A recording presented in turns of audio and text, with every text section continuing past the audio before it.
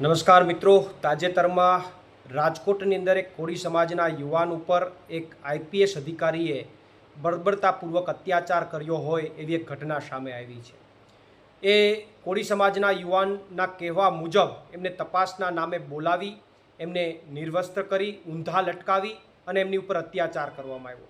3 થી 4 કલાક સુધી એમની ઉપર અત્યાચાર કરવામાં આવ્યો અને અમુક ઘટનાઓ તેમની સાથે એવી કરવામાં આવી કે જેમની જાહેરમાં ચર્ચાઓ પણ ન થઈ શકે।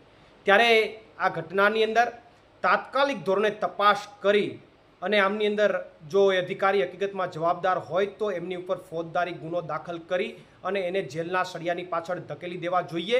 કારણ કે આ ભાજપના શાસનમાં અધિકારીઓ બેફામ બન્યા છે, પોતાની જાગીર સમજીને બેસી ગયા છે। અમુક અધિકારીઓ હળદરની અંદર પણ જે ખેડૂતોને અટક કરવામાં આવી હતી એમાં એક કોળી સમાજના યુવાન ઉપર લાકડાના પાઇપ વડે 150 થી 200 લાકડાના જે પાઇપ છે એના દ્વારા એમને મારવામાં આવ્યો હતો। અને અહીંયા રાજકોટની અંદર પણ જ્યાં યુવાન કહે છે એ પ્રમાણે એમની ઉપર અત્યાચાર, કોળી સમાજના યુવાન ઉપર અત્યાચાર કરવામાં આવ્યો છે। ત્યારે આ કેસની અંદર તાત્કાલિક ધોરણે એ જવાબદાર અધિકારીને જેલના સળિયાની પાછળ ધકેલી અને કોળી સમાજને ન્યાય આપવામાં આવે એવી મારી ઉગ્ર માંગ છે। પ્રવીણ રામ, પ્રદેશ ફ્રન્ટલ અધ્યક્ષ, આમ આદમી પાર્ટી।